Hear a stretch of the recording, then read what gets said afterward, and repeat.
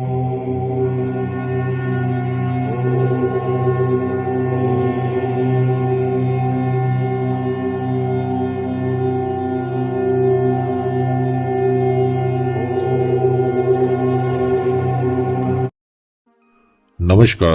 आप सभी को। आज मैं एक नया अध्याय शुरू कर रहा हूँ ज्योतिष के बारे में। आज से मैं आपको ज्योतिष की भी जानकारी दूंगा, क्योंकि ज्योतिष के बिना आपका तंत्र मंत्र अधूरा है।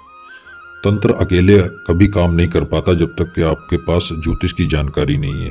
अगर आपने ज्योतिष को सीख लिया अपने काम चलाने के लिए, तो काफ़ी हद तक आप जो है तंत्र मंत्र के बारे में भी जानकारी हासिल कर लेंगे, और उसमें जो है पूर्ण उसके जो सिद्धांत होते हैं, उसको काम करने का कैसे तरीका होता है, कब कौन सा मंत्र प्रयोग करना चाहिए, किसमें उसको ज़्यादा प्रयोग में लाने में आपकी जो है सफलता प्राप्त होगी। तो इस तरह की जानकारी ज्योतिष में छिपी है, ना कि तंत्र में। तंत्र तो एक सीधी एक शस्त्र है, मत ये समझिए, लेकिन उस शस्त्र को चलाना कब है ये ज्योतिष में छिपा हुआ है। तो उसी का मैं जो है आज से शुरुआत कर रहा हूँ। तो पहले मैं आपको बताऊंगा कि किसी भी ग्रह को कैसे देखा जाता है। आप बेसिक जान लेंगे, जैसे तंत्र मंत्र में बेसिक होता है, उसका बारीकियां जान लेंगे तो उसमें जल्दी सफलता मिल जाती है।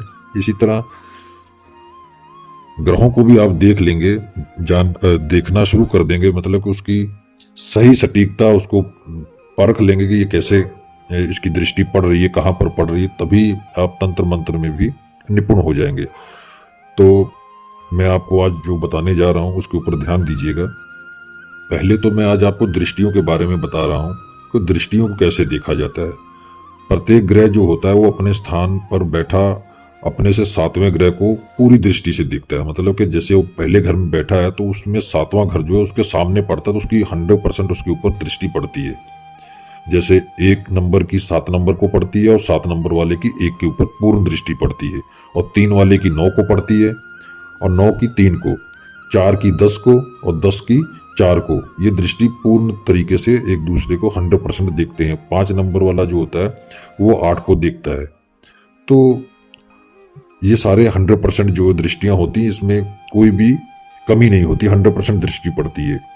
और दूसरे घर में बैठा ग्रह जो है 12वें घर में बैठे ग्रह को 25% दृष्टि से देखता है। ये अपने दिमाग में बैठा लीजिएगा। कोई जो दूसरे घर में बैठा है ना, वो 12वें घर को देखता तो है, लेकिन उसकी दृष्टि जो है 25% है। मतलब वहां का जो फल मिलेगा आपको 25 के आसपास ही पड़ेगा। ये बाकी दृष्टियां भी देखनी पड़ती कि उसके ऊपर क्या चल रहा है, तभी आगे जो है देखने को मिलता है। सबसे पहले आप ये देखिए अपनी कुंडली में कि आपका जो ग्रह है वो आपके 8वें ग्रह में 8वें घर में जो बैठा ग्रह है उसको टक्कर तो नहीं मार रहा है।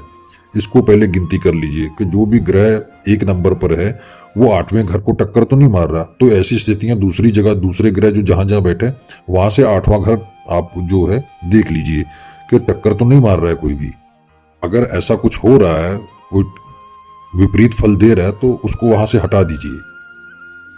इससे पहले उसको जहां पर भी स्थापित कर रहे हैं तो वहां पर देख लीजिए किसी और की दृष्टि से किसी दूसरे ग्रह को तो हानि नहीं पहुंच रही है। तो ये भी देखना जरूरी होगा। आप जिस विषय में या किसी वस्तु के बारे में जानकारी प्राप्त करना चाहते हैं, पहले तो देखिए उस विषय का या वस्तु का स्वामी ग्रह कौन सा है और वह किस स्थिति में है। उसके अपने पक्के घर में कौन सा ग्रह बैठा हुआ है, और दृष्टि से कौन सा ग्रह उसे लाभ या हानि पहुंचा रहा है, ये देखना बड़ा ही जरूरी है। जब भी 2 ग्रहों का मेल होता है तो मनसूई ग्रह बन जाता है। उसमें से उस ग्रह को हटा दीजिए जो दृष्टि से किसी उच्च ग्रह को नीच कर रहा है। उदाहरण के तौर पर मान लीजिए आपने अपनी या किसी और की शिक्षा के विषय के बारे में जानकारी प्राप्त करनी है। आप शिक्षा के घर नंबर 5 को देखिए। उस घर का स्वामी ग्रह सूर्य किस स्थिति में है, ये आपको देखना है। फिर उस घर के पक्के घर के स्वामी ग्रह जो बृहस्पति है, उनको देखिए वो कहां पर है। फिर चंद्र को देखिए, क्योंकि चंद्र जो है वो शिक्षा जो है चंद्र से ही देखी जाती है।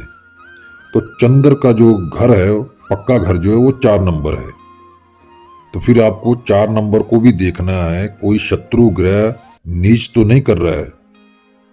अगर ऐसा है तो शिक्षा जो है अधूरी है, या उसमें जो है कोई ना कोई कठिनाई आएगी, बच्चा पूरी तरीके से पढ़ नहीं पाएगा, या कहीं ना कहीं उसमें रुकावटें आएंगी, वो उसकी शिक्षा पूर्ण नहीं होगी।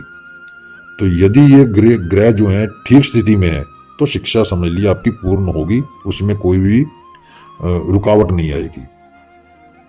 इसी तरह बाकी विषय भी हैं, उनके भी अपने विषय हैं और वस्तु हैं, उनके अपने अपने घर हैं।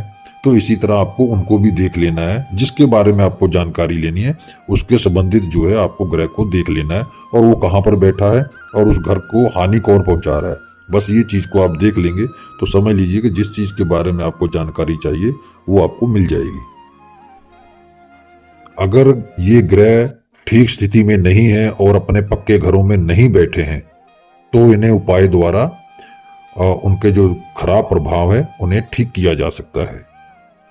ये था आज मैंने बताया आपको कि पक्के घरों को कैसे देखना है और उनके विषय कैसे देखना है। आगे चल के जैसे भी जो भी मेरे मन में आएगा आपको बताने लायक मैं अगली वीडियो बनाऊंगा। तो आपने समय दिया, आपका धन्यवाद। फिर मिलूंगा किसी नई वीडियो के साथ, तब तक के लिए नमस्कार।